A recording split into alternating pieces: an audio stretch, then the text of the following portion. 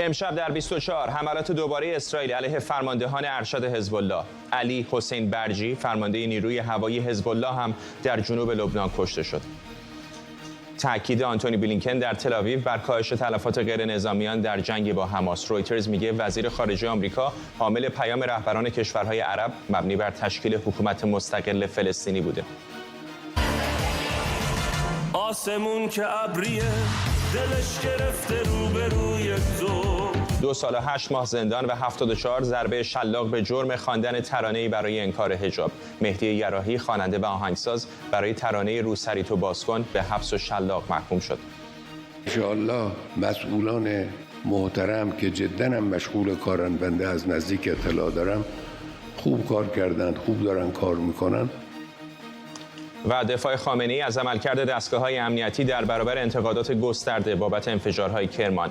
رهبر جمهوری اسلامی خواستار همکاری مردم با نهادهای امنیتی شد. از واشنگتن دی سی این 24 است با فرداد فرحزاد. بینندگان ایران اینترنشنال در ایران و سراسر جهان سلام و وقت بخیر. به گزارش تایمز اسرائیل، علی حسین برجی فرمانده نیروی هوایی حزب الله در جنوب لبنان لحظاتی پیش از مراسم تشییع جنازه وسام حسن طویل فرمانده ارشد حزب الله در پی حمله اسرائیل به یک خودرو کشته شد. در ادامه گزارش تایمز اسرائیل اومده علی حسین برجی مسئول خمپاره اندازی به خاک اسرائیل در جنوب لبنان بوده. حمله هوایی ارتش اسرائیل که در نزدیکی خانه طویل انجام شد باعث کشته شدن برجی و 3 سرنشین دیگر خودروی حامل او شد. وسام الطویل یکی از فرماندهان ارشد حزب الله دیروز در حمله هوایی ارتش اسرائیل به جنوب لبنان کشته شد. به گزارش رسانه‌های لبنانی طویل اخیراً به عنوان فرمانده میدانی حزب الله انتخاب شده بود. علی سعدزاده تحلیلگر مسائل خاورمیانه از فرانکفورت و همینطور بن سبتی سخنگوی فارسی زبان دولت اسرائیل از تل‌آویو به ما پیوستن. ممنونم از هر دوی شما. آقای سبتی، دولت شما دنبال جنگ با لبنانه؟ سلام و شب بخیر به شما و بینندگان. نه به هیچ وجه. اتفاقا اینجور عملیات اگر واقعا اسرائیل مسئولیت رو به گردن بگیره در این موارد، چون مسائل دیگه هم در این منطقه هست، اینجور آدم ها دشمنان بسیاری دارن به خاطر خرابکاری هایی که به وجود آوردن و هر حال اینها در واقع میتونه جلوگیری کنه از جنگی که میتونه به وجود بیاد، چون معمولا سران اینجور سازمانهای خرابکاری اونها هستن که مردم رو در پی خودشون میکشن و مجبورشون میکنن یا تشویقشون میکنن به دلایل مختلف که اونها بیان و به عنوان سربازهای کوچیک، سربازهای صفر برن و مثلا بمبگذاری بکنن یا یک عملیاتی رو در مقابل اشخاص دیگه یا کشورهای دیگه انجام بدن. پس در واقع وقتی سران اینجور گروه ها از بین برن، اینها میتونه در واقع یک مرهمی باشه، یک جلوگیری باشه در مقابل جنگی که میتونه به وجود بیاد. و یک مسئله دیگه هم در این مورد هست، این مسائلی که در شمال یا حتی جنوب اسرائیل به وجود میاد، مخصوصا از نظر پهپادها و از نظر کسانی که در این موارد فعال هستن، این یک موردی هم هست که ممکنه روسیه رو هم تحت تاثیر قرار بده در جنگش با اوکراین، چون اونجا هم بسیار از پهپادهای جمهوری اسلامی استفاده میشه و این یک مسئله هست که میتونه چند کشور رو الان با هم متحد کنه در مقابل این پلیدی و این فشاری که این سازمان‌های تروریستی و همینطور جمهوری اسلامی به منطقه و حتی در بیشتر از منطقه میارن. پس در واقع باز هم این هم یک دلیلی هست برای اینکه میتونه جلوگیری کنه از جنگ. آقای سعدزاده، شما چه فکر میکنید؟ آیا حملات این چنینی از یک جنگ احتمالی جلوگیری میکنه یا اون نگرانی رو که آمریکا و بسیاری از کشورهای دیگر دارن که جنگ ممکنه به کشورهای دیگر کشیده بشه رو جدی‌تر میکنه؟ این حملات باعث میشه که اون دینامیسمی که در این جنگ به وجود اومده یه تحرکی پیدا کنه که اون وقت هم از دست اسرائیل خارج خواهد بود، هم از دست حزب الله، هم از دست جمهوری اسلامی. کشته شدن حسن طویل، کشته شدن العاروری، کشته شدن حسن برجی، اینها با اینکه افراد بسیار مهم حزب الله هستند، در این حال هنوز عکس العمل حزب الله رو برنیانگیخته.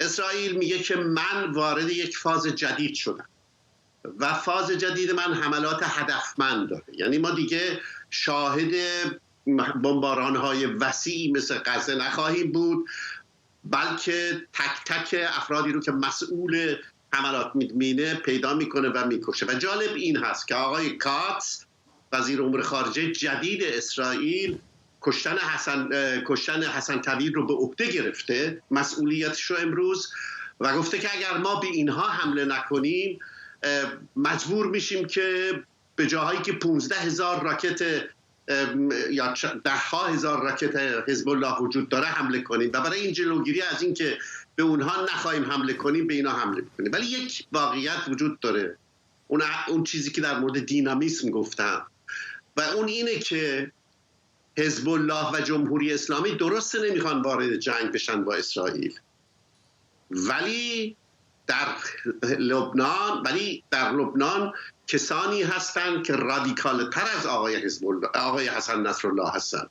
حماسی هایی هستند در لبنان، طرفداران اسامه همدان که شاید اون هم اسرائیل تصمیم داره بکشتش و که اونها ممکنه که حزب الله رو تحت فشار قرار بدن که از این عکس العمل‌های نمایشی که تا به حال انجام داده، چون واقعا اون کارهایی که حزب الله در شمال کرده و چیزهایی که پرتاب کرده خسارت‌های عجیب غریب به وجود نیاورده، ناامنی‌هایی به وجود آورده، باعث شده عده‌ای از ساکنان اسرائیلی مرز لبنان مجبور بشن برن بیرون، ولی نه تلفات جانی به وجود آورده نه تلفات مالی بزرگ به اون وسعت.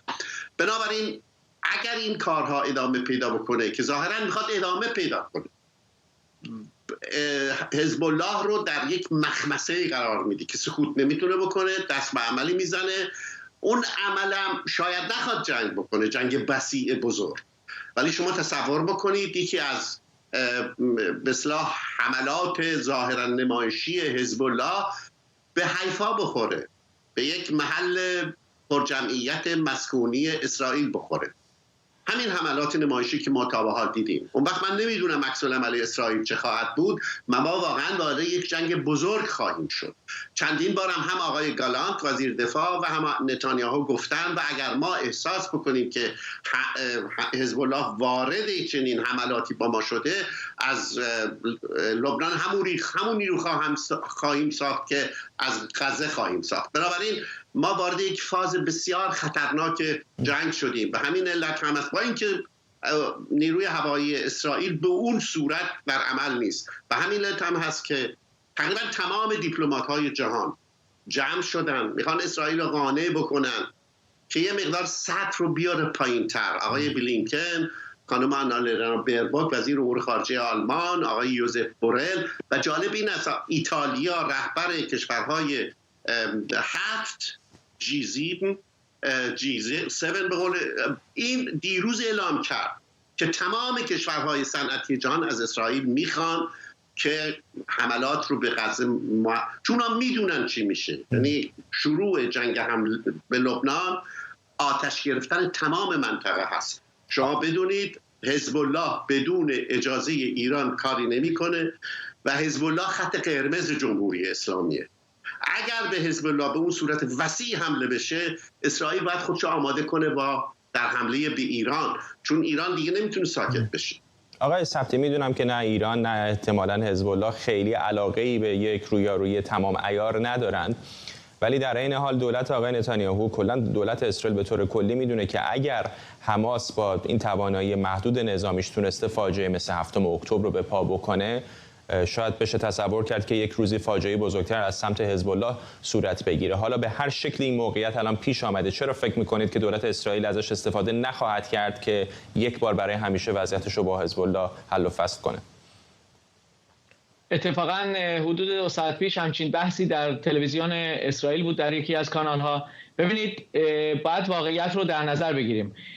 اولا اسرائیل داره برای حیات خودش داره میجنگه الان، ولی بالاخره نمیخواد تمام کشور رو به باد بده و ما باید به یاد داشته باشیم که حزب الله 150,000 تا موشک داره مثلا، یا قدرت‌های دیگه داره. از نظر حمله اونجور سورپرایز که 7 اکتبر انجام شد و اومدن و کشتاری کردن، الان دیگه حزب الله اون گوی ازش ربوده شده. حماس در واقع، ببخشید من کلمه ساده رو میگم، حماس در واقع حزب الله رو خیت کرد در این مورد، وگرنه تمام توجه اسرائیل معطوف بود به شمال و این نقشه بعد از شمال یعنی انجام میشد. پس این دیگه به وجود نمیتونه بیاد و ساکنین شمال را هم خالی کردن که به خاطر این موشک‌های محدودی که حزب الله میزنه که به اونها اثری نکنه.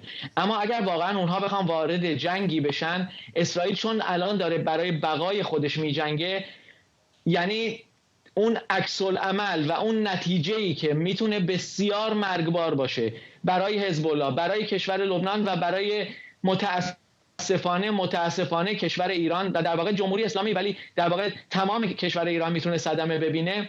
این چیزیه که اسرائیل نمیتونه ازش بگذره، به خاطر اینکه دوباره ما برگشتیم به انگار دوباره اون جنگ استقلال و باید دوباره استقلالمون رو از این گروه‌های خرابکار دوباره به دست بیاریم. پس به هر حال بازنده این صحنه حزب الله و جمهوری اسلامی خواهند بود، چون اسرائیل نمیتونه به خودش اجازه بده که اینا با دست بالا، دست برنده از این صحنه بیرون برن، یا اینکه باید برگردن به مثلا قطعنامه 1701، برگردن به شمال رودخونه لیتانی حدود 40 کیلومتر فاصله با مرز اسرائیل که اینجوری یک امنیتی به وجود بیاد، یا اینکه یک مثلا ترتیبات جدیدی صادر بشه، از مثلا آمریکا یک ضمانت‌هایی بکنه و دیگر مسائل دیپلماتیک و یا اینکه واقعا بکشه به جنگ تمام عیار و اون موقع آمریکا هم نمیتونه ساکت بشینه، چون بالاخره اسرائیل هم پیمان هست، مردم دیگه منطقه، کشورهای دیگه منطقه این مسئله رو میبینن، خودشون دل خونی دارن از حماس، از حزب الله. و ببینید در واقع حماس، اینی که اسرائیل الان داره این جنگ را در مقابل حماس طولانی کرده، به خاطر مردم غزه هست که نمیخواد هر چه کمتر صدمه بخورن، وگرنه با اونها هم کار رو در 1 هفته 2 هفته تمام میکرد. ولی خب به خاطر مسائل انسانی تا اونجایی که میتونه، بله مردم اونجا صدمه خوردن، ولی تا اونجایی که میتونه سعی میکنه به مردم صدمه نزنه. ولی حزب الله در لبنان هست که اقوام مختلف داره، اسرائیل نمیخواد که به اونها هم صدمه بزنه. کشورهای دیگه هم همونطور که گفته شد از طرف مهمونتون، اونها هم فشار میارن که اونها که اقوام دیگه هم صدمه نخورن. اسرائیل هم نمیخواد، ولی اگر واقعا کار به مسئله حیاتی برای اسرائیل بکشه، بالاخره درست مثل هر شخصی، حیات خود اون شخص براش از حیات دیگری مهمتره. پس هیچ جای شکی نخواهد بود که اسرائیل تمام عیار وارد خواهد شد و به خاطر همین دنیا الان در فشار هست. ممنونم از هر دوی شما آقایون. بن سبتی سخنگوی فارسی زبان دولت اسرائیل از تل آویو و علی سدزاده تحلیلگر مسائل خاورمیانه از فرانکفورت. آنتونی بلینکن وزیر خارجه آمریکا در دیدار با مقامات اسرائیلی در تل آویو درخواست واشنگتن از این کشور برای کاهش تلفات غیر نظامیان را تکرار کرد. به گزارش رویترز آقای بلینکن در دیدار با رئیس جمهوری و نخست وزیر اسرائیل حامل پیام رهبران عرب به اونها مبنی بر زنده نگه داشتن امید تشکیل کشور مستقل فلسطینی بود. بلینکن در دیدار با مقامات اسرائیلی ضمن تاکید بر عدم تکرار حمله 7 اکتبر خواستار اتحاد اسرائیل با کشورهای خاورمیانه شد. در همین حال کانال 12 اسرائیل میگه آمریکا قصد داره طرح صلح عربی 2002 رو که مورد حمایت عربستان سعودی بوده به عنوان چارچوبی ممکن برای پایان دادن به جنگ در غزه مطرح کنه. آینده منطقه نیاز به یک پارچگی دارد، نه تفرقه و درگیری. برای اینکه این اتفاق بیفتد ما باید شاهد ایجاد یک کشور مستقل فلسطینی باشیم. در حال حاضر همه کسانی که من با آنها صحبت کردم اتفاق نظر دارند که هیچ یک از این کارها آسان نیست. همه ما موانع را میشناسیم و هیچ کس فکر نمی کند که چیزی یک شبه اتفاق بیفتد، اما توافق کردیم که با هم کار کنیم. همکارانم آرش علایی از کنگره آمریکا و مرضی حسینی از وزارت خارجه با ما هستند. با مرضی شروع میکنم. چه میگن مقامات وزارت خارجه در مورد وضعیت در منطقه؟ به طور مشخص اینجا در وزارت امور خارجه آمریکا پیش از سفر آنتونی بلینکن مشخص بود که بلینکن چه مواردی رو احتمالاً با مقامات اسرائیلی به گفتگو خواهد نشست، اما چیزی که فراتر از این بیانیه‌ای که اینجا توسط متیو میلر منتشر شد در صحبت‌های امروز آنتونی بلینکن با مقامات اسرائیلی مطرح شد، موضوع همین طرح رادیوسازی رابطه بین عربستان سعودی و اسرائیل بود. چیزی که در اظهارات امروز آنتونی بلینکن هم با اسحاق هرزوگ و هم با نتانیاهو مطرح شد این که که به رغم تمام تحولات 3 ماه گذشته همچنان عربستان سعودی و شاهزاده بن سلمان تمایل به عادی‌سازی روابط با اسرائیل دارن و گفته شده که به نظر میرسه این یکی از موضوعاتی بوده که بلینکن هم در گفتگو با مقامات عربستان سعودی و آنچه که واضحاً در کنفرانس مطبوعاتی مشخص بود و هم در گفتگو با مقامات اسرائیلی مطرح کرده. این طرح به طور مشخص به نظر میرسه به جایی برمیگرده که بلینکن خواهان این هست که طبق ماه گذشته ما گزارشی در نیویورک تایمز داشتیم که گویا بایدن در حال موافقت کردن با ارسال تسلیحات بیشتر به عربستان هست، چیزی که شرط بایدن بود برای عادی‌سازی روابط بین اسرائیل و عربستان سعودی. همچنین گفته شده احتمالاً دولت آمریکا به دنبال همکاری‌های هسته‌ای غیر نظامی با عربستان خواهد بود به عنوان پیش شرط دیگری برای عادی‌سازی روابط بین اسرائیل و عربستان سعودی. در سلسله ملاقات‌هایی که امروز بلینکن داشت و بیانیه‌ای هم که اینجا متیو میلر در وزارت امور خارجه آمریکا بیان کرد، گفته شده در کنار این مسئله موضوعات دیگری هم مورد بحث بوده. به طور مشخص به آزادسازی گروگان‌ها تاکید شده. همزمان با ملاقات بلینکن و اسحاق هرزوگ تظاهراتی که هم در محل برگزاری این اجتماع و این ملاقات در اسرائیل برگزار شده و شماری از خانواده‌های افراد خواهان اعمال فشار بیشتر برای آزادی گروگان‌ها شدند و مشخصاً گفته میشه 132 تن از گروگان‌ها همچنان در دستان حماس هستند که احتمال میره بیش از 8 تن اونها افرادی باشن که تابعیت آمریکایی رو دارن و از اون جهت مورد توجه آنتونی بلینکن و اینجا وزارت امور خارجه آمریکا هستن. اما موضوعات دیگری که در گفتگوهای امروز مورد بحث قرار گرفت بحث نگرانی‌ها از احتمال گسترش این جنگ به لبنان بود، جایی که به طور مشخص آموکس هوشتاین هم در اسرائیل حضور داره، فرستاده دیگر دولت آمریکا و شخص بایدن، فردی که مشخصاً در این روند مذاکرات در حال همکاری هست که مذاکرات‌هایی که همزمان با آنتونی بلینکن دیپلماسی بحران یا دیپلماسی شاتل آمریکا در خاورمیانه رو در بازه زمانی فعلی روی دست داره. بذار همین واکنش‌ها در کنگره رو هم از آرش بپرسم. میدونم که با بسیار از قانونگذاران صحبت کردی امروز، آرش چه میگن؟ یه خورده سورپریز بود امروز برای من، به خاطر که روز اولی که کنگره باز می‌گردد به سر کار انتظار نداشتم اینقدر قانونگذاران با علاقه و اشتیاق راجع به جمهوری اسلامی با من صحبت بکنن. اول از رهبر اقلیت سنا شروع کنم، سناتور میچ مک‌کانل حدوداً نیم ساعت پیش در یک سخنرانی دولت بایدن رو به باد انتقاد گرفت، گفت در حالی که هوتی‌ها و نیروهای نیابتی جمهوری اسلامی مرتب به سربازان ما حمله می‌کنند، چیزی که آقای میچ مک‌کانل گفت دولت بایدن به دنبال سیاست مماشات با جمهوری اسلامی و کنگره باید سد کند راه دولت بایدن. و بعد از اون خانم سناتور جونی ارنست صحبت کرد از حزب جمهوری خواه و ایشون هم در مورد تلاشش برای آزادی گروگان‌های آمریکایی هم چیزی که مرزی الان بهش اشاره کرد و باز هم ایشون نام ایران رو آورد، گفت باید به جمهوری اسلامی فشار آورد، به حماس فشار بیارد تا گروگان‌های آمریکایی رو آزاد کند. بعد از اون با سناتور جان فترمن صحبت کردم، سناتور تازه‌کار ایالت پنسیلوانیا. از ایشون راجع به حملات حوثی‌ها در منطقه پرسیدم. آقای جان فترمن که معروف است به خاطر استایل لباسش که خیلی کژوال لباس می‌پوشد و جزء دموکرات‌هایی است که الان به شدت از اسرائیل حمایت می‌کند، گفت دولت بایدن تا همین الان هم چندین قایق حوثی‌ها رو به غرق دریا فرستاده است.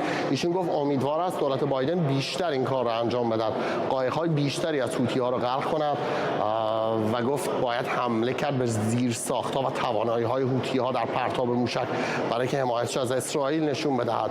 بعد از اون هم با سناتور لینزی گرام، سناتور جنجالی جمهوری خواه صحبت کردم و از او پرسیدم به نظر او دولت بایدن چه کار باید بکند تا بتواند در مقابل حملات حوثی‌ها در منطقه دریای سرخ بایستد و آقای سناتور لینزی گرام در پاسخ به من چنین گفت: به ایران اطلاع بدهند که در صورت ادامه حملاتش به نیروهای آمریکایی، حمل و نقل بین‌المللی و اسرائیل، ما اهداف داخل ایران رو روی میز قرار می‌دهیم. ممنونم از هر دو شما. آرش علایی از کنگره. بارها شنیدیم قبلا از سناتور ادامه بده آرش. ببخشید این تیکه آخر رو عذرخواهی می‌کنم. بارها شنیده بودیم قبلا از سناتور لینزی گرام در مورد اینکه باید به داخل ایران حمله کرد. امروز همچنین با سناتور استیو دینگ صحبت کردم از ایالت مانتانا. ایشون به من توضیح داد که طی تحقیقاتشون یک پروازی که از استانبول به بوگوتا هر روز توسط ترکیش ایرلاین، ایشون گفت صدها نفر از خاورمیانه رو به خاک کلمبیا میارن، خیلی از اونها به مکزیک میان و از طریق مرز جنوبی وارد آمریکا میشوند. آقای سناتور دینگ به من من گفت خیلی از این افرادی که سوار اون هواپیمای ترکیش ایرلاین میشوند طبق اون چیزی که دولت کلمبیا به ایشون گفته است توی لیست تروریستی آمریکا قرار دارند و ایشون گفت حتی شهردار سن دیگو هم چند وقت پیش یک بیانیه‌ای داد و هشدار داد در مورد توانایی‌های حماس و حزب الله برای اینکه نیروهای تروریستی خودشون از طریق مرزهای جنوبی آمریکا به داخل خاک این کشور بفرستند. ممنونم از هر دوی شما. رشا علایی در کنگره آمریکا و مرضیه حسینی از وزارت خارجه. رویترز به نقل از منابع اطلاعاتی میگه ارتش اردن برای دومین بار در این هفته مزارع و مخفیگاه‌های قاچاقچیان مواد مخدر مرتبط با ایران رو در سوریه هدف حمله هوایی قرار داده. ارتش اردن بعد از درگیری ماه پیش با قاچاقچیان مرتبط با گروه‌های شبه نظامی مورد حمایت ایران حملاتش علیه فروشندگان مواد مخدر رو شدت بخشیده. دولت اردن و متحدان غربیش حزب الله و گروه‌های شبه نظامی مورد حمایت ایران رو به گسترش قاچاق مواد مخدر در جنوب سوریه متهم کردند. ایران، حزب الله و سوریه میگن این اتهامات توطئه غرب علیه دولت بشار اسده. حسن هاشمیان تحلیلگر جهان عرب از واشنگتن. با مساق هاشمیان چنین اقدامی از سمت اردنی‌ها چقدر حائز اهمیت، چقدر فکر می‌کنید که این با چراغ سبز آمریکایی‌ها بوده؟ من فکر کنم با هماهنگی با ایالات متحده بوده، چون که اردن قبلا 2 مرحله رو با سوریه طی کرد. مرحله اول تلاش کرد که موضوع تجارت مواد مخدر همراه با سلاح، چون که فقط مواد مخدر نیست، تلاش کرد که این موضوع رو بین المللی کنه، یعنی در سطح بین المللی مطرح کنه، از طریق سازمان‌های بین المللی بر دولت سوریه فشار بیاره تا از این طریق نتیجه بگیره. منتها نتونست نتیجه بگیره. بعد وارد مرحله دوم شد. حدود 4 سال با دولت سوریه بر سر این موضوع گفتگو کرد. اردن یکی از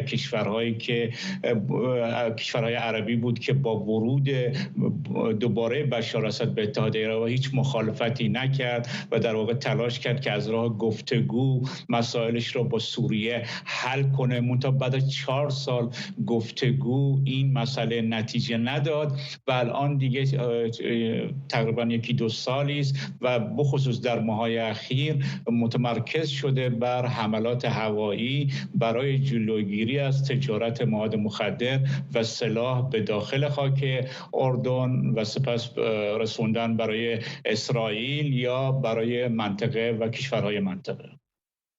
چقدر فکر میکنید که حالا علاوه بر موضوعات سیاسی واقعا از نقطه نظر این بحث قاچاق مواد مخدر هم یک نگرانی بزرگ برای کشورهای مختلف به خصوص الان اردنی‌ها به وجود اومده؟ نگرانی خیلی بزرگه، چون که این قضیه الان سوریه را به یک محور بزرگ تجارت مواد مخدر در آورده. در واقع اون موقع از این مواد مخدر در کارهای جنگیشون استفاده میکردن، بخصوص ماده آمفیتامین که یک نوع انرژیزاست و در واقع سرخوشی به اونها میده و از افسردگی های جنگی به خصوص جلوگیری میکنه. این ماده را بیشتر مصرف میکردن، بعد وارد تجارتش شدن. 11 سال این تجربه رو دارن و درآمد بسیار بالایی داره، درآمد میلیاردی برای سوریه داشته و بنابراین الان از 2 طریق این در واقع 2 راه تجاری برای تجارت این ماده ایجاد کردن، که از داخل اردن به سوی سعودی میره، از اونجا به امارات کویت و دیگر کشورهای منطقه میره و دیگری از اردن به مصر میره و از مصر به ترکیه و سپس اروپا. در این فضا هم مسئله سلاح هم خیلی مهمه، چون که میدونید که اردن با اسرائیل حدود 310 کیلومتر در واقع مرز مشترک داره و بخصوص جمهوری اسلامی تلاش کرده که کرانه غربی رود اردن رو به شکلی در داخل فلسطین مسلح کنه در برابر اسرائیل و بنابراین در کنار مواد مخدر هم سلاح از این طریق رد و بدل میشد. ممنونم از شما. حسن هاشمیان تحلیلگر جهان عرب از واشنگتن. وکیل مهدی یراحی خواننده ترانه مشهور روسری تو در بیار میگه موکلش به 2 سال و 8 ماه حبس و 74 ضربه شلاق تعزیری محکوم شده. زهرا مینویی در شبکه اجتماعی اکس نوشته حکم موکلش از سوی شعبه 26 دادگاه انقلاب تهران صادر شده و بر اساس ماده 134 قانون مجازات اسلامی 1 سال حبس یراحی قابل اجراست. مهدی یراحی بعد از خواندن ترانه روسری تو در بیار و با اتهام تشویش اذهان عمومی بازداشت شده و چندی بعد با وثیقه 15 میلیارد تومانی تا زمان رسیدگی به پرونده آزاد شد. این خواننده خوزستانی چندین سال پیش از این هم با اتهاماتی همچون تبلیغ علیه نظام و اجتماع و تبانی روبرو شده بود. بعد از انتشار ترانه روسری تو در بیار شمار قابل توجهی ویدئو منتشر شد از سوی کاربران شبکه‌های اجتماعی برای اعلام همبستگی با یراحی که رقص خودش رو با صدای این خواننده اعتراضی منتشر کرده بودند. روسری تو در بیار موهاتو باز کن عشق من نترس بخند به گریه اعتراض کن روسری تو در بیار موهاتو باز کن عشق من نترس بخند به گریه اعتراض کن. همکارم ماهرخ غلام حسین پور اینجا در استودیو با ماست. ماهرخ یکم هم در مورد خود او بگو و هم در مورد وضعیت پروندهش. فرداد، اول از همه بذار اشاره کنم به آخرین توییتش که همین ساعتی پیش واکنش نشون داده، چون مدت‌ها بود که توی توییتر فعالیت نمی‌کرد. متنی نوشته توی توییترش بعد از این خبر حکم جدیدی که براش صادر شده که آزادم و خونبهایم این است، مکن دریغ از راهم ایمان خود را. حالا توضیح بدم که این مهدی یراحی شاید مثلا خب شهره شده بیشتر با این ترانه روسری تو در بیار، ولی یک نام دیر آشناس برای ما خوزستانی ها. خیلی الفت داریم با صداش، میشناسیم صدای اونو، چون هم به فارسی میخونه و هم به عربی. ترانه مشهوری داره به نام الاحاک که خیلی هم شهره است و دارای مضامین در واقع یه جورایی ستایش وطن هست و خیلی ترانه‌ایه که مردم اونو میپسندن، الاحواک. و خب قبل از این ترانه روسری تو در بیار مهدی یراحی سابقه طولانی داره در ترانه‌های اعتراضی. ودا پس از رفتن ترانه‌ای بود که در واقع خوند و بعد اون رو اهدا کرد به مادران آبان و جانباختگان اعتراضات آبان 98 که میدونیم آمارشون هم کم نبود و خیلی هم اتفاقا ترانه‌ای بود که مورد توجه قرار گرفت.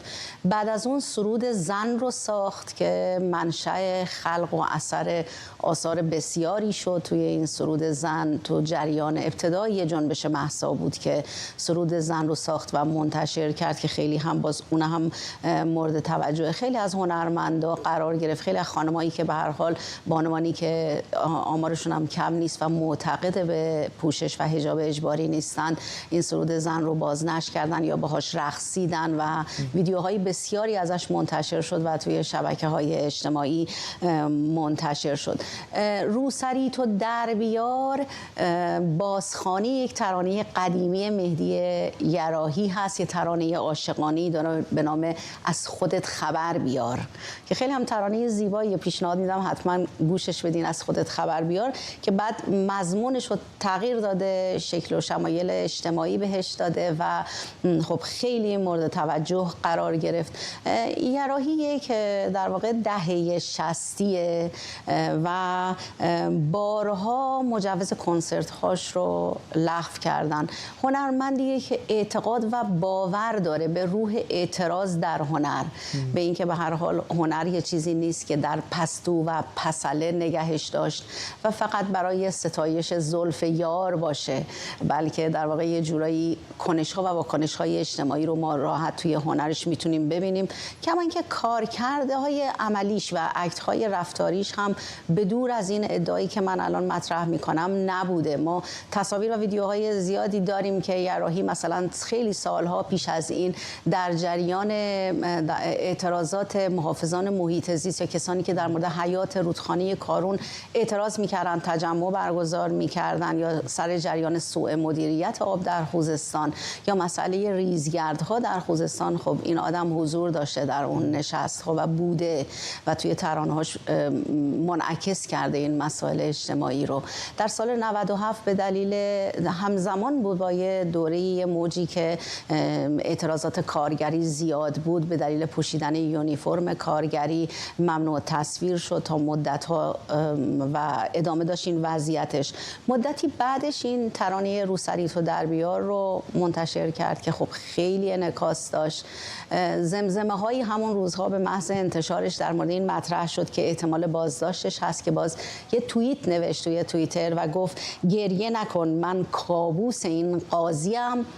زیر ذیل همین توییت هم اشاره کرد که ما ایزه رو فراموش نکنیم، قتل مهسا امینی رو فراموش نکنیم. زیاد نگذشت از انتشار این ترانه که مهدی بازداشت شد و بعد هم خبرگزاری میزان دلیل بازداشتش رو انتشار ترانه غیرقانونی، ترانه‌ای که خلاف عرف و اخلاق اجتماعی هست عنوان کرد. یعنی در واقع گفت که به این دلیل بازداشت شده. خب بازداشتش خیلی انعکاس به همراه داشت. اون روزها خیلی از هنرمندا، خیلی از موسیقیدان‌ها واکنش نشون دادن. برای خود من واکنش محسن چاوشی خیلی جالب بود، چون به هر حال اونم خوزستانی هست و خیلی روشن آشکار اومد تصویر مهدی یراحی رو منتشر کرد و محکوم کرد و گفت که این عکس فرزند خوزستان رو که به این حالت منتشر می‌کنید و به زعم خودتون دارید اون رو دست به دست می‌کنید، در واقع یک سند خیلی محکمی هست بر مظلومیت خوزستان و فرزندان خوزستان و هنرمندان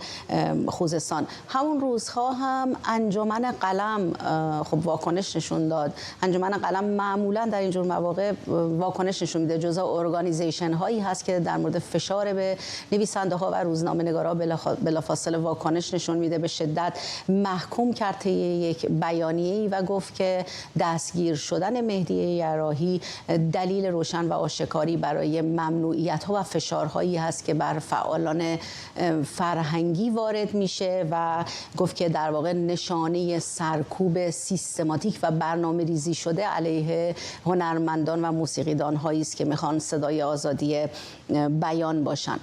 تو جریان یه مصاحبه یک خبرنگاری سوال پرسید از سخنگوی قوه قضاییه که چرا مهدی یراحی بازداشت شده، دلیل بازداشتش چیه، که اون باز هم همون اتهاماتی رو که خبرگزاری میزان مطرح کرده بود داله بر این که خب خلاف عفت عمومی اقدام کرده، خلاف عرف اقدام کرده و چیزایی از این قبیل و به اصطلاح فیلم هایی منتشر کرده که قانونی نبوده، باز برای این ادعاش مطرح کرد. بعدن خب یراحی مدتی بازداشت بود. فکر میکنم اگر اشتباه نکنم 21 یا 22 در نیمه دوم شهریور ماه بود که با قرار وثیقه 15 میلیارد تومانی که وثیقش هم دوستش گذاشته بود آزاد شد و الانم که خبرش رو خودت گفتی که به 2 سال حبس و 2 سال و 8 ماه حبس و 74 ضرب شلاق تحذیری محکوم شد. ممنونم از تو ماهرخ غلامحسین‌پور، همکارم اینجا در استودیو. علی خامنه‌ای در واکنش به انتقادات مطرح شده از حکومت و ناتوانی در تامین امنیت مراسم سالگرد کشته شدن قاسم سلیمانی از نیروهای امنیتی دفاع کرد. رهبر جمهوری اسلامی گفته میزان خنثی‌سازی توطئه‌ها 10 برابر چیزی که اتفاق میفته. خامنه‌ای با تاکید بر سرکوب عوامل واقعی حمله کرمان از مردم خواست برای شناسایی عوامل دشمن و جلوگیری از وقوع حوادث مشابه به گفته او با دستگاه‌های امنیتی همکاری کنند. در این قضیه اندوهبار و فاجعه بار که در کرمان اتفاق افتاد که خب ملت رو مصیبت زده کرد به معنای واقعی کلمه. ما اصرار نداریم این و اون رو متهم کنیم، اما اصرار داریم که عوامل واقعی و پشت پرده این حادثه رو پیدا کنیم و اونها رو سرکوب کنیم. مجید محمدی، جامعه شناس و تحلیلگر سیاسی از نیویورک با ماست. چطور ارزیابی می‌کنید آقای محمدی حرفای او رو؟ یه نکته دیگر هم که در حرفاش به نظرم جلب توجه کرد این بود که گفت ما به دنبال نیستیم که حالا انگشت اتهام رو متوجه هر کسی بکنیم، چون اول اگر یادتون باشه انگشت اتهام رو متوجه اسرائیل و آمریکا کرده بودن قبل از اینکه داعش مسئولیت بپذیره. دو فراز از سخنان ایشون هست که به نظر من جالب توجهه. یکی همین صحبت ایشون که ما قرار نداریم این اون رو متهم کنیم، این برخلاف روال و الگوی رفتاری جمهوری اسلامی است در طی 4 دهه گذشته. من دعوت میکنم بینندگان شما رو که مروری بکنن بر مجموعه سخنان آقای خامنه‌ای در طی این 30 و چند سالی که رهبر بوده و قبلش. کسی نیست که در جمهوری اسلامی به موضوعی بالاخص در این موضوعات حساس متهم نشده باشه. معمولا دولت‌های غربی، اسرائیل، امریکا، دشمنان، استکبار، اینها به هزاران بار در سخنان آقای خامنه‌ای تکرار شده. این سخن آقای خامنه‌ای معنیش شکست دستگاه‌های اطلاعاتی است از یک سو و از سوی دیگر شکست دستگاه تبلیغاتی است، چون اینها سخنی رو که سالها تکرار می‌کردن، رفتاری رو که سالها داشتن، این رو دارن پس می‌گیرن. میدونن که این اتهام زنی ها کار نمیکنه. آقای خامنه‌ای میخواد این ابزار رو از دست مردم بگیره که حکومت رو متهم کنند با این سخن به شکل غیر مستقیم. اما فراز دوم صحبت ایشون به نظر من جالبتر هست. آقای خامنه‌ای میگه که میزان خنثی‌سازی توطئه‌ها 10 برابر چیزی است که اتفاق میفته. این عیناً همون سخن مقامات قضایی استان کرمان هست که صحبت کردن از اینکه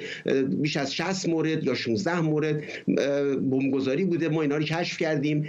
این سخن بهش میگن مغالطه استثناء. آقای خامنه‌ای در ارتکاب به مغالطات به نظر من دستاورد بسیار عظیمی داره. من توصیه میکنم دانشجویان علم منطق رو که آثار ایشون رو بررسی کنن، میتونن 10 رساله در این مورد بنویسن. مغالطه استثناء بدین معنا هست که شما استثناء به یک حکم عام رو نادیده بگیرید. آقای خامنه‌ای میگه این استثناست، دعوت میکنه که این استثناء رو نادیده بگیرن، در حالی که اصولا این داستان استثناء نیست.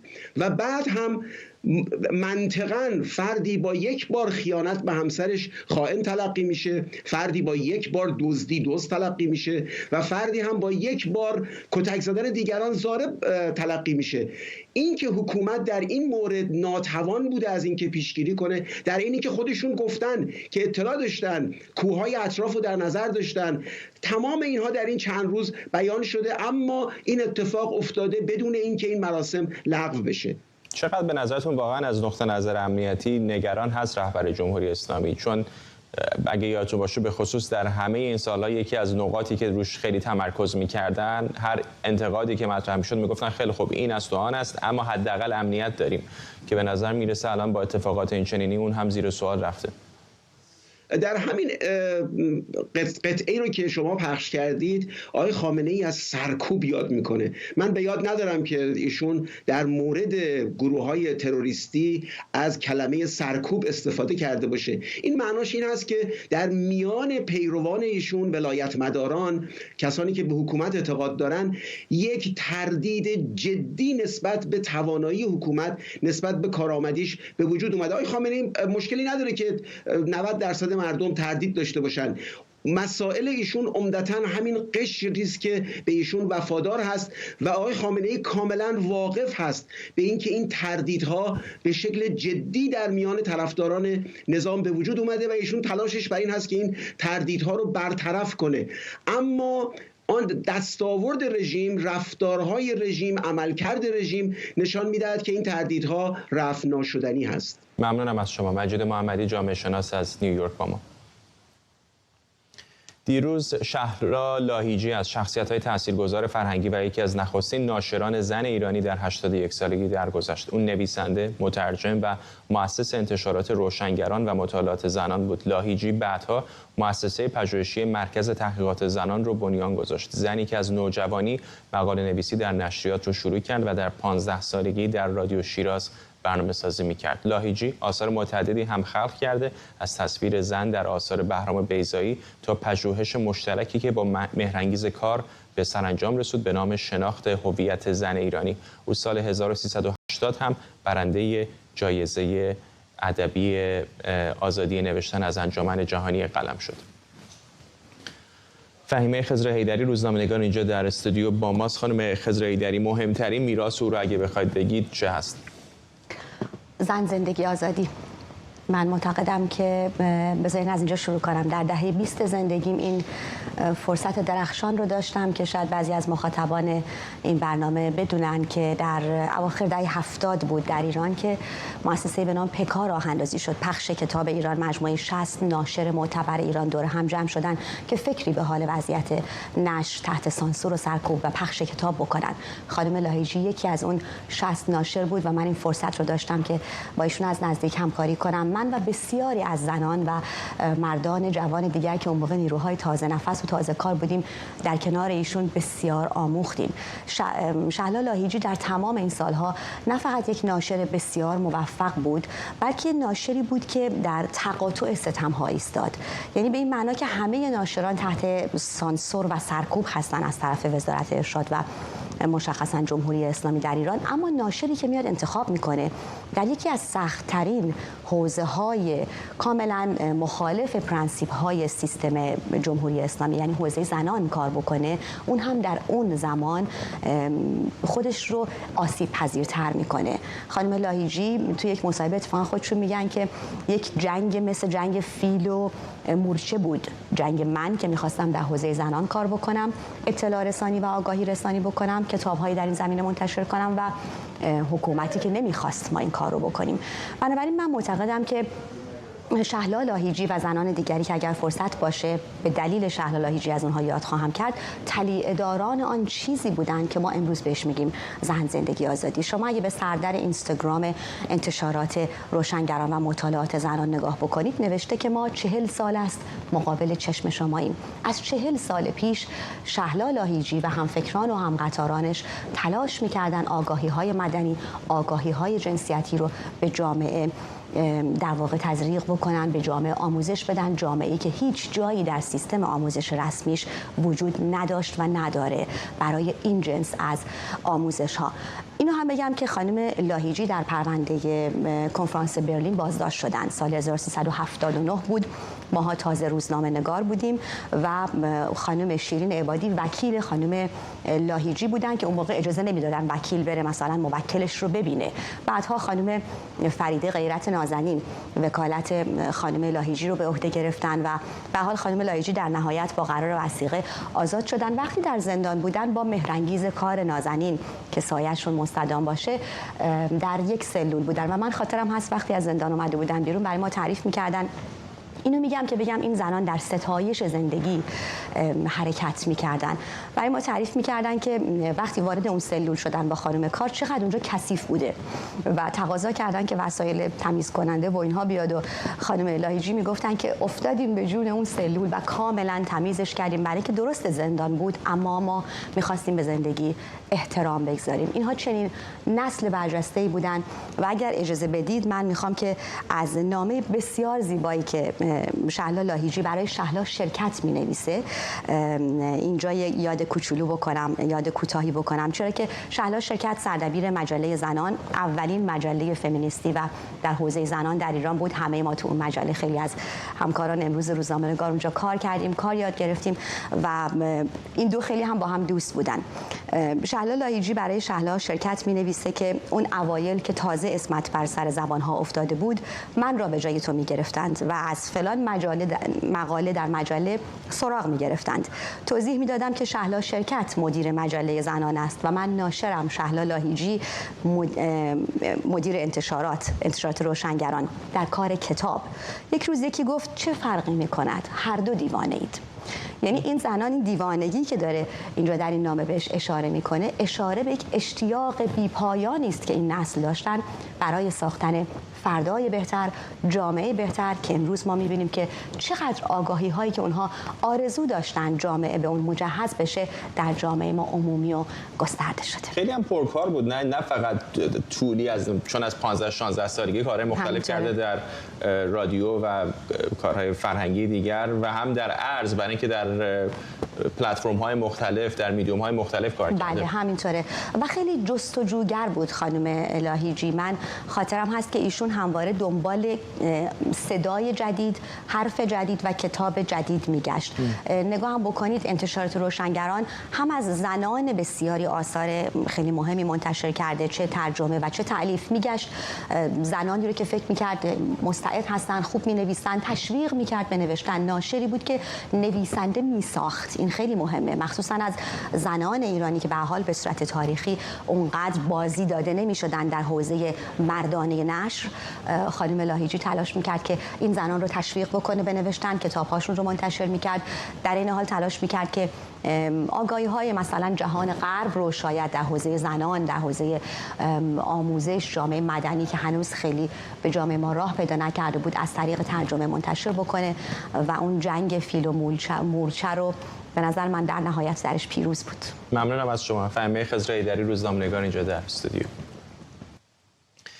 اینجا در واشنگتن دی سی دادگاه تجدید نظر فدرال درباره استدلال‌های دونالد ترامپ مبنی بر مسئولیتش از پیگرد قضایی در ارتباط با پرونده تلاش رئیس جمهوری سابق آمریکا برای برگرداندن نتایج انتخابات 2020 برگزار شد. 3 قاضی دادگاه تجدید نظر فدرال استدلال‌های آقای ترامپ و همینطور صلاحیت خودشون رو به عنوان قاضی برای رسیدگی به اونها در این مقطع زیر سوال بردن. در جریان دادگاه قضات از وکیل ترامپ خواستند تا دفاعیاتش رو مبنی بر اینکه ترامپ در قبال اقداماتی که در دوران ریاست جمهوریش انجام میداده از پیگرد قانونی و طرح اتهامات فدرال علیهش مسئول توجیه کنه.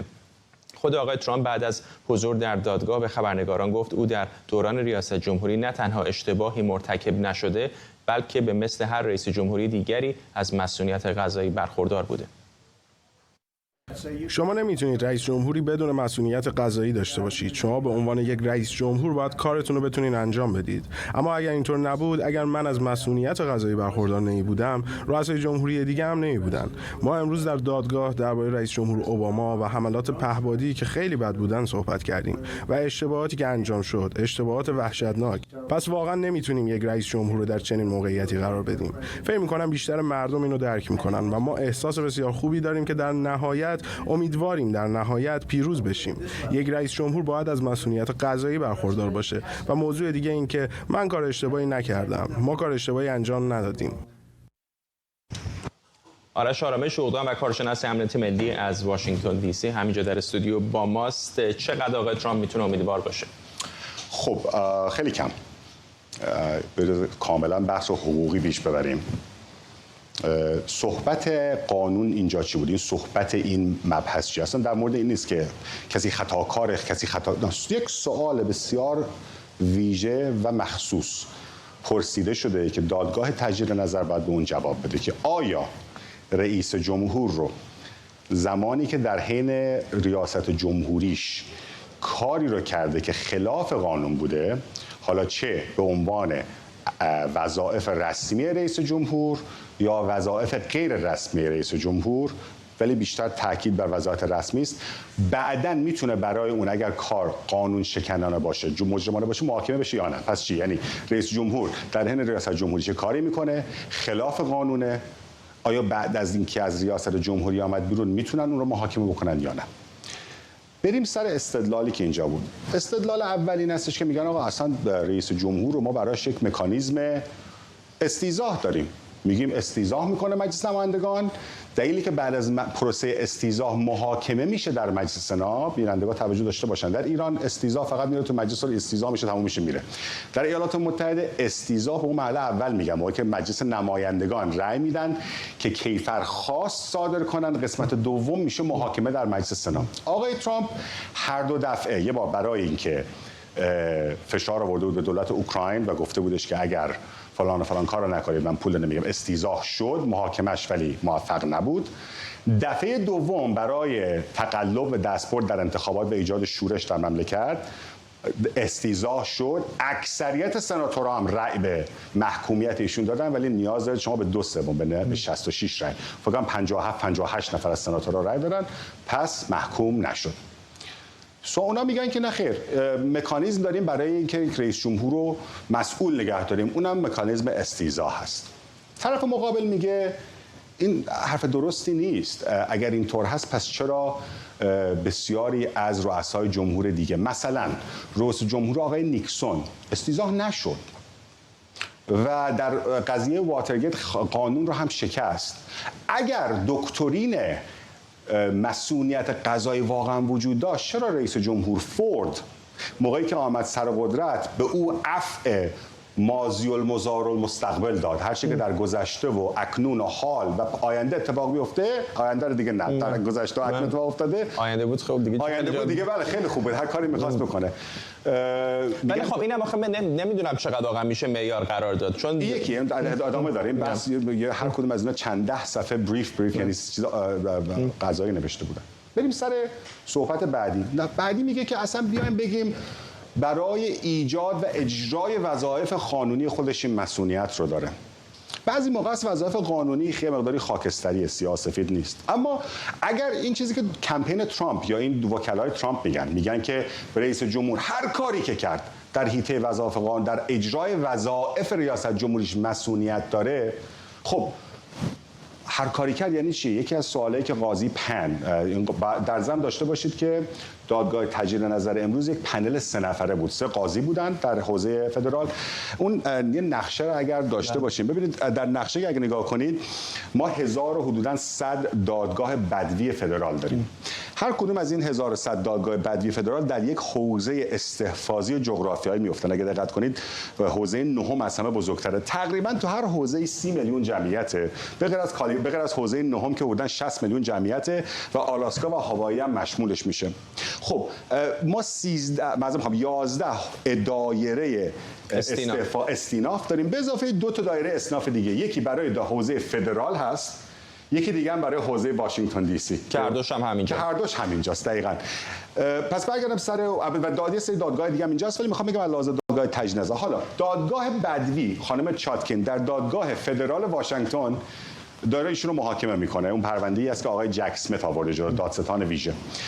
فعلا پرونده رو متوقف کرده تا جواب این سوال بیاد از حوزه تجدید نظر. کجا میره؟ میشه حوزه واشنگتن، فدرال سرکت، حوزه فدرال، معذرت میخوام، که میره بالا که اون باید جواب بده که چی؟ سوال اصلی این هستش که آیا رئیس جمهور میتواند کار غیر قانونی بکند و اگر کار غیر قانونی کرد در حین انجام خدمت میشه محاکمش کرد؟ سوالی که خانم در سطح فدرال قاضی پن قاضی پن یه سوالی ازش پرسید، گفت اگر رئیس جمهوری بیاد بگه نیروهای عملیات ویژه برن فلان مخالف رو بکشن و همه میدونیم این کار کاملا غیر قانونی است، ولی بر اساس اون چیزی که آقای ترامپ و وکلاش درخواست میکنن، میگن نمیگن بعضی، هر عمل و فعل رئیس جمهور حین خدمت ریاست جمهوری مسئولیت تام داره، اون موقع چی؟ نه ولی خب قانونگذار مکانیزم استیضاح رو گذاشته دیگه. نه دیگه همین، اتفاقا همین. به استپ بعدی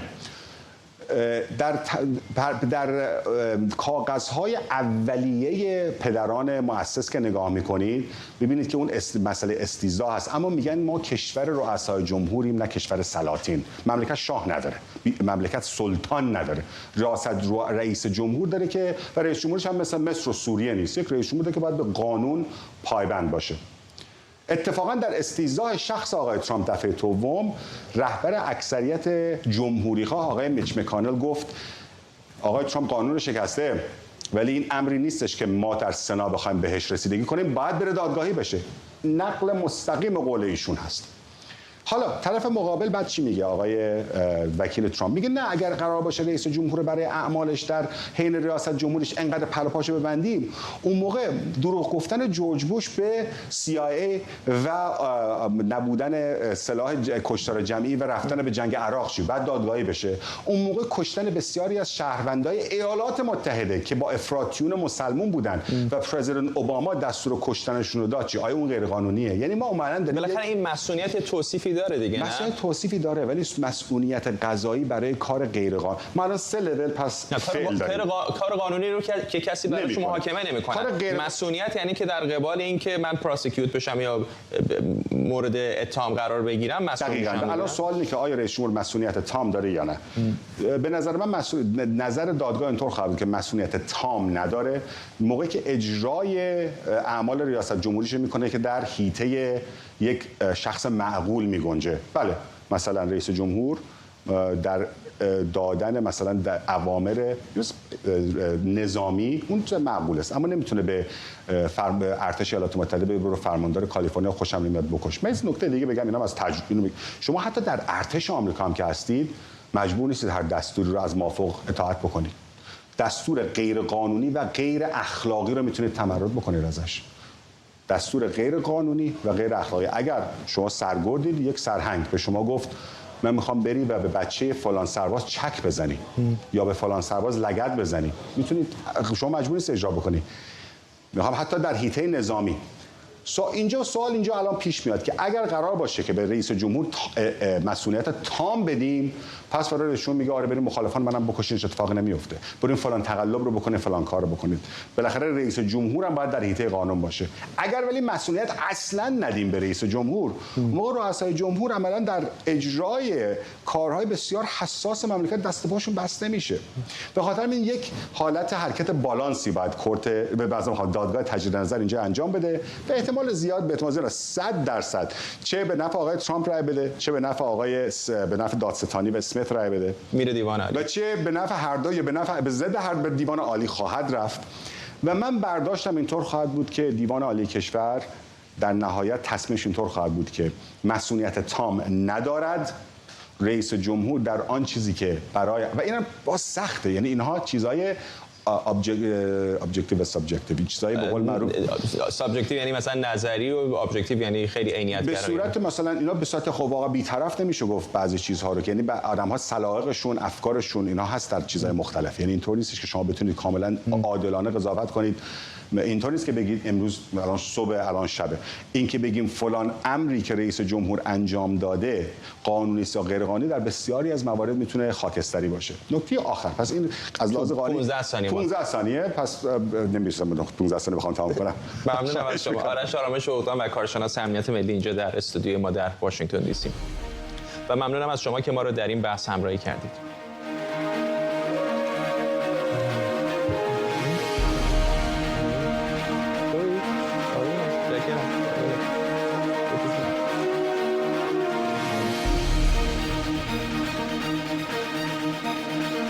ولی اونی که اول گفتی که مسئولیتش با